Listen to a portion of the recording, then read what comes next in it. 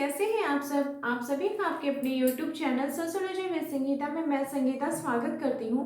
और आज का जो क्लास है इसमें हम लोग यूपी पीजीटी का जो हमारा सोशियोलॉजी का सिलेबस है उसमें आपको प्राथमिक अवधारणाओं को पढ़ना होगा। उसमें प्राथमिक अवधारणाओं में हम लोग समिति को देखे हैं, संस्था को देखे हैं। तो उसी कड़ी को आगे बढ़ाते हुए आज का जो हमारा क्लास है वो है भूमिका के संदर्भ में, जिसे कि क्या बोला जाता है, रोल। परिस्थिति और भूमिका आप लोग बहुत बार देख चुके होंगे और ये जो टॉपिक है ये इतना इम्पॉर्टेंट टॉपिक है क्योंकि इसके भूमिका के जो विभिन्न रूप है वो एग्जाम में पूछे जाते रहे हैं। आप प्रीवियस ईयर का क्वेश्चंस देख लीजिए, उसमें भूमिका के संदर्भ में जैसे भूमिका दूरी किसे कहा जाता है या भूमिका संघर्ष किसे कहते हैं, इस प्रकार के क्वेश्चंस आपको देखने को मिलेंगे। क्योंकि अभी का जो एग्जाम का पैटर्न है वो क्या करता है कि आपका नॉलेज को देखता है कि आपको कोई भी टॉपिक का कितना कॉन्सेप्ट्स जो है, उसका जो बेसिक कॉन्सेप्ट्स है वो कितना पता है आपको जो आपका टॉपिक है वो क्लियर है कि नहीं, ये चीज़ क्या कर रहा है अभी हमारा जो एग्जाम है वो देखा जा रहा है। तो इसी के संदर्भ में हम लोग आज के क्लास को देखेंगे। अगर आपको क्लास हेल्पफुल लगे तब अपने दोस्तों के बीच इसे ज़्यादा से शेयर करें तथा मेरे चैनल पर नए हो तो प्लीज़ सब्सक्राइब करें। तो चलिए क्लास को लेट ना करते हुए हम लोग स्टार्ट करते हैं। और क्या हम लोग आज की क्लास में देखेंगे तो भूमिका यानी रोल के संदर्भ में। तो भूमिका ये जो शब्द है, इस शब्द का सर्वप्रथम प्रयोग किनके द्वारा किया गया था तो जॉर्ज हर्बर्ट मीड जी के द्वारा किया गया था। इन्होंने इस शब्द का सर्वप्रथम प्रयोग किया था। तो जैसा कि आप सभी को पता है कि समाजशास्त्र जो विषय है इसमें कोई भी तथ्य का कोई भी फैक्ट अगर दिया जाता है तो उसका वैज्ञानिक अध्ययन किया जाता है। वैज्ञानिक अध्ययन के फलस्वरूप ही कोई भी फैक्ट को हमारे सोसाइटी के ऊपर लाया जाता है। तो इसका भी वैज्ञानिक अध्ययन किया गया, किनके द्वारा किया गया तो राल्फ लिल्डन जी के द्वारा किया गया। उन्होंने बताया कि जो परिस्थितियां होती हैं वो क्या होती है, ग्रहण की जाती है। हम लोग कोई भी परिस्थिति को ग्रहण करते हैं और जब उस पर किसी परिस्थिति को यानी का स्टेटस को कोई हम ग्रहण करते हैं, उस ग्रहण करने के बाद जो हम कोई भी कार्य को संपादन करते हैं, वो कार्य करने की जो प्रणाली होती है, जो कार्य संपादन होता है, उसी को ही बोला जाता है भूमिका। तो हम कह सकते हैं कि भूमिका क्या है, तो ये परिस्थिति का गतिशील पहलू है कि परिस्थिति में हम लोग क्या करते हैं, अपने कार्यों को ग्रहण करते हैं और उस कार्यों को जब संपादन किया जाता है व्यक्ति के द्वारा तो वो क्या कहलाता है, वो भूमिका कहलाता है। इसी के संदर्भ में विभिन्न समाजशास्त्रियों ने अपने बातों को रखा था। जैसे किम्बल यंग ने भी वही बात बताई थी कि व्यक्ति जो कार्य करता है उसे ही हम क्या कहते हैं तो भूमिका कहते हैं। डेविस महोदय जी ने ये बताया था कि परिस्थिति क्या करता है, आवश्यकता को पूरा करने के लिए जो कार्य किया जाता है वो क्या कहलाता है, भूमिका कहलाता है। अब हम लोग यहाँ पे देखते हैं कि भूमिका के प्रकारों के संदर्भ में तो राल्फ लिल्डन जी ने दो प्रकार की भूमिका के संदर्भ में बताया था। वो दो प्रकार कौन कौन से थे, प्रदत्त भूमिका और अर्जित भूमिका। जिस प्रकार से परिस्थिति का दो रूप है, प्रदत्त मतलब कि हम लोग को जो चीज जन्म से मिलता है, जैसे कि आप बेटे हैं या बड़ा भाई है, अगर आपको कोई भैया या दीदी बोलते हैं तो वो आपको जन्म से ही मिलता है, इसके लिए आपको कोई मेहनत करने की जरूरत नहीं पड़ती है। लेकिन अगर आप टीचर बनते हैं, डॉक्टर बनते हैं तो उसके लिए आपको मेहनत करना पड़ेगा, आपको पढ़ाई करनी पड़ेगी, एग्जाम देना होगा, एग्जाम में पास करेंगे तभी आपको टीचर की या डॉक्टर की नौकरी लगेगी, तो वो अर्जित हो गया। तो उसी प्रकार से राल्फ लिल्डन जी ने भी भूमिका के दो प्रकार बताए हैं, प्रदत्त भूमिका और अर्जित भूमिका। तो इसी के संदर्भ में और भी विभिन्न समाजशास्त्रियों ने जैसे वीर स्टेट महोदय जी ने प्रमुख भूमिका और सामान्य भूमिका में इसको बांटा है। नॉर्डन महोदय ने संबंधात्मक और संविदात्मक भूमिका में बांटा है। न्यूकॉम महोदय जी ने वास्तविक और प्रत्याशित भूमिका में बांटा है। देखिए प्रदत्त और अर्जित इस प्रकार से आपको क्वेश्चन नहीं पूछेगा। मेनली इस चैप्टर के अंतर्गत जो इम्पोर्टेंट है वो हो जाएगा भूमिका के रूपों के संदर्भ में।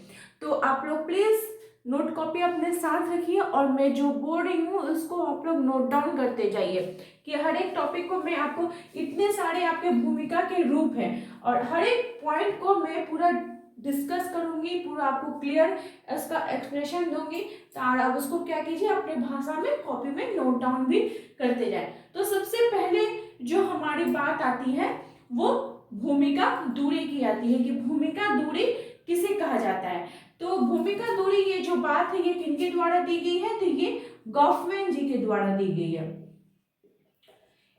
इसमें इन्होंने बताया है कि जो व्यक्ति अपने काम कर रहा है, कोई भी कार्य को वो पूरा कर रहा है और कार्य को पूरा करते वक्त क्या करता है, वो अपनी भूमिका को ठीक तरीके से अगर नहीं निभा पाता है तो वो क्या कहलाएगा, भूमिका दूरी कहलाएगा। मतलब उसका जो काम करना है उस काम को वो ठीक ढंग से अगर नहीं निभा पा रहा है तो वो क्या कहलाएगा, भूमिका दूरी कहलाएगा। सेकंड हम लोग जो देखते हैं कि वो होता है भूमिका पुंज किसे कहते हैं। तो भूमिका पुंज ये जो शब्द है ये किनके द्वारा दिया गया है, तो ये मर्टन महोदय जी के द्वारा दिया गया है। भूमिका पुंज बोला जाता है कि एक ही परिस्थिति से जुड़े हुए कई भूमिकाएं, जो पुंज मतलब क्या होता है, सेट, एक ही तरह का बहुत सारा अगर भूमिका आपको करने को दिया जाए, और जैसे कि मान लीजिए कोई एक अध्यापक है तो उसके विद्यार्थी हो गए, फिर वो उसके माता पिता भी रहेगा, वो प्रिंसिपल भी बन सकता है, तो उससे क्या हो रहा है, बहुत सारी उसको भूमिकाओं का निर्वहन करना होगा, तो वो क्या कहलाएगा, भूमिका पुंज कहलाता है। भूमिका तनाव ये जो शब्द है ये विलियम जे गुडे जी के द्वारा दिया गया है। विलियम जे गुडे जी के द्वारा भूमिका तनाव के बारे में बात की गई है। भूमिका तनाव का तात्पर्य हो गया जब दो भिन्न भूमिकाएं निभाने में व्यक्ति असहज महसूस करता है, उसको दो तरह का भूमिका का निर्वाह करने में जब उसको असहज महसूस होता है तो वो क्या कहलाता है, भूमिका तनाव कहलाता है। इसी प्रकार से जो हमारा नेक्स्ट भूमिका का रूप है वो है भूमिका संघर्ष। इसका भी प्रतिपादन किनके द्वारा किया गया था, तो मर्टन महोदय जी के द्वारा ही किया गया था। उन्होंने बताया था कि जो भूमिका संघर्ष है इसमें व्यक्ति एक समय में दो जो विभिन्न भूमिकाएं हैं उसको करने में क्या करता है, वो काम नहीं ढंग से कर पाता है और उन भूमिकाओं को करने में, उसको मांगों को पूरा करने में वो समर्थ नहीं हो पाता है, तो वो क्या कहलाता है, भूमिका संघर्ष कहलाता है। इसको आप ऐसे समझ सकते हैं कि मान लीजिए कोई एक फादर है, कोई पिताजी है जो कि जज है, लेकिन उसका जो बेटा है वो किसी कारणवश से क्या बन जाता है, चोर बन जाता है। तो क्या हो, एक तो जज हो गए और उसी का बेटा अगर चोर बन जाता है तो उनके परिवार में, उनके जो रिलेशन में किस प्रकार का तनाव हमें देखने को मिलेगा, तो भूमिका संघर्ष हमें देखने को मिलेगा। फिर हमारा नेक्स्ट है प्रबल भूमिका, कि प्रबल भूमिका किसे कहा जाता है, तो एक साथ कई भूमिकाओं होने पर व्यक्ति जिस भूमिका को प्रबलता से प्रमुखता देता है उसे कहा जाता है प्रबल भूमिका। देखिए नाम से ही आप लोग समझ जाइएगा, मान लीजिए कोई एक व्यक्ति दो तरह की भूमिकाओं को अपना संपादन करना है, लेकिन वो देखेगा कि किस भूमिका में उसको ज्यादा रुचि है, कौन सा भूमिका वो करने में ज्यादा सहज महसूस कर रहा है, अगर वो भूमिका वो करता है तो वो क्या कहेगा, प्रबल भूमिका कहता है। मान लीजिए कि जैसे बहुत सारे टीचर होते हैं, उनको इंग्लिश में भी क्लास लेना होता है, हिंदी में भी क्लास लेना होता है, तो वो देखेंगे कि वो किस भाषा में बच्चे को पढ़ाने में सहज महसूस कर रहे हैं, तो वो उसी भाषा का प्रयोग करेंगे। तो इसी को प्रबल भूमिका से जोड़ सकते हैं। बहुविध भूमिका है, इसका भी प्रतिपादन किनके द्वारा किया गया था, तो मर्टन महोदय जी के द्वारा किया गया था। बहुविध भूमिका जो है इसमें एक व्यक्ति एक समय में अनेक भूमिकाओं को, जो कि अलग अलग परिस्थितियों से संबंधित रहती हैं, निर्वाह करता है। जैसे मान लीजिए कि कोई एक व्यक्ति वो ग्राम का मुखिया है और मुखिया होने के साथ ही साथ वो पिता भी है, भाई भी है, ठीक है, बेटा भी है, तो बहुत सारे रिलेशंस को, बहुत सारा जो उसका रोल है उसको अदा कर रहा है सोसाइटी के अंतर्गत रह के, तो वो क्या कहलाएगा, बहुविध भूमिका कहलाएगा। नेक्स्ट है भूमिका ग्रहण। इसका प्रतिपादन किया गया था मीर महोदय जी के द्वारा ही, जॉर्ज हर्बर्ट मीर जी के द्वारा ही किया गया था। इसमें उन्होंने बताया कि जो भूमिका ग्रहण होता है इसमें किसी परिस्थिति को ग्रहण करने के बाद उससे जुड़ी भूमिकाओं को सीखना, वो क्या कहलाता है, भूमिका ग्रहण कहलाता है। मान लीजिए कि जैसे आप नर्स बने, तो नर्स बनने के बाद नर्स का जो वर्क है, जो काम है, उसको आप सीख रहे हैं, उसको तब ट्रेनिंग ले रहे हैं, तो वो क्या कहलाएगा, भूमिका ग्रहण कहलाएगा। क्योंकि आप पहले एक बेटी हैं, एक बहन है, लेकिन आप तो ऐसे ही जाके कहीं भी किसी को तो नर्स का काम नहीं कर सकती हैं, तो उसके लिए आपको ट्रेनिंग लेना होगा, तो ट्रेनिंग लेने के बाद अगर आप कोई काम को करते हैं तो वो भूमिका ग्रहण कहलाएगा। नेक्स्ट जो हमारा है भूमिका वंचना। ये भूमिका वंचना जो है ये जीन पियाजे जी के द्वारा इस सिद्धांत के बारे में वे बताए हैं।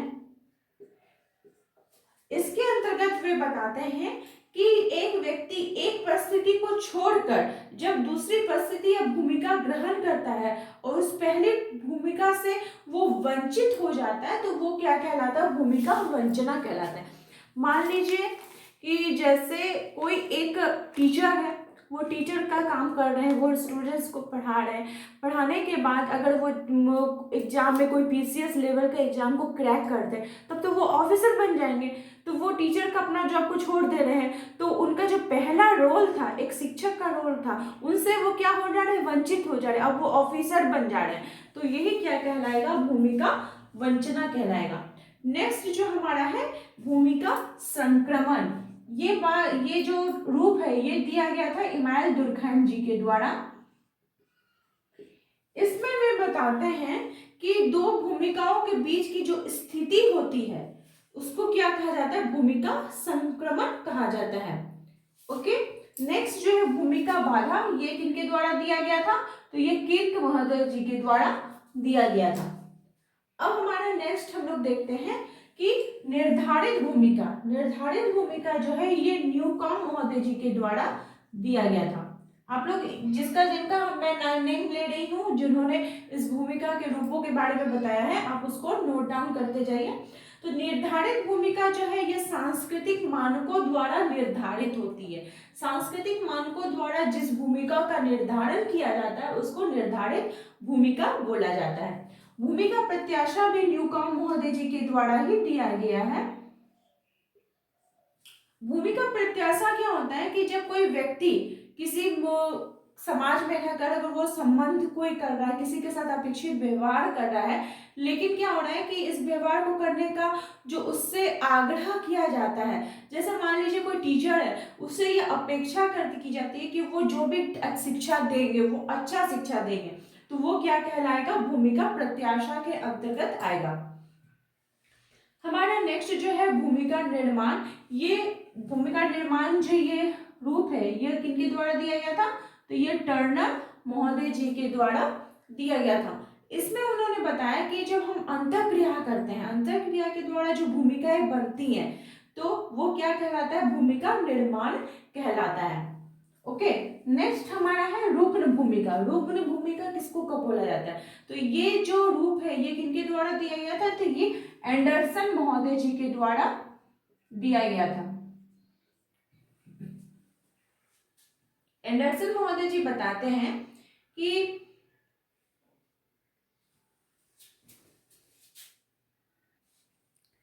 देखिए जैसे नाम से ही पता चल रहा है, रुग्ण मतलब कोई रोगी होगा, तो कोई रोगी अगर कोई व्यक्ति है किसी रोल को वो कर रहा है, किसी कारणवश अगर वो बीमार पड़ जाता है, वो अपनी भूमिका का सही ढंग से निर्वहन नहीं कर पाता है, तो वो किसके अंतर्गत आ जाएगा, रुग्ण भूमिका के अंतर्गत आ जाएगा। इसी प्रकार से और भी भूमिकाएं हैं, जैसे आदर्श भूमिका हो गया, जिसे रोल मॉडल बोला जाता है, कि अगर आप किसी सोसाइटी के अंतर्गत किसी व्यक्ति को देखते हैं, आप चाहते हैं कि उस व्यक्ति के जैसा ही आप बने, वो आपके रोल मॉडल होता है ना। बहुत सारे बच्चे किसी को कोई हस्ती होती हैं जिनका समाज में बहुत नाम होता है, उनको अपना रोल मॉडल बना लेते हैं, तो उसी को बोला जाता है आदर्श भूमिका। ये किनके द्वारा दिया गया था, तो ये मर्टन महोदय जी के द्वारा दिया गया था। उसी प्रकार से भर्ती की भूमिका ये दिया गया था हॉफमैन जी के द्वारा।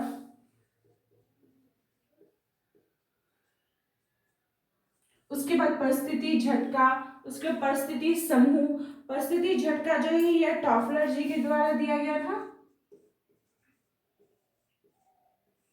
और परिस्थिति समूह जो है ये मैक्स वेबर जी के द्वारा दिया गया था। तो ये था भूमिका। भूमिका क्या किसे कहते हैं उसको आप लोगों ने देखा कि परिस्थिति जो होती है, जो समाज के अंतर्गत हमारा जो परिस्थिति होता है, उसके बाद हम लोग क्या करते हैं, जो कार्यों का संपादन करते हैं वो क्या कहलाएगा, तो भूमिका कहलाएगा। उसके बाद हम लोगों ने भूमिका के प्रकारों को देखा कि विभिन्न समाजशास्त्रियों ने, जैसे रॉल्फ लिंटन हो गए, वीड स्ट्रीट हो गए, नॉर्डन महोदय, न्यूकॉम महोदय जी ने क्या क्या इसके प्रकारों का वर्णन किया है। उसके बाद हम लोग भूमिका के रूपों को देखे, इनके विभिन्न रूपों के संदर्भ में हम लोगों ने देखा कि कौन कौन से विभिन्न रूप है। तो आई होप आप लोगों को आज की क्लास बहुत हेल्पफुल रही होगी। अगर आपके कोई भी डाउट्स है तो प्लीज़ मुझे कमेंट में बताएं, तथा अगर आप कोई भी टॉपिक के बारे में जानना चाहते हैं तो प्लीज़ मुझे कमेंट करके बताएं। तो मेरे चैनल के साथ बने रहने के लिए आप सभी का थैंक यू।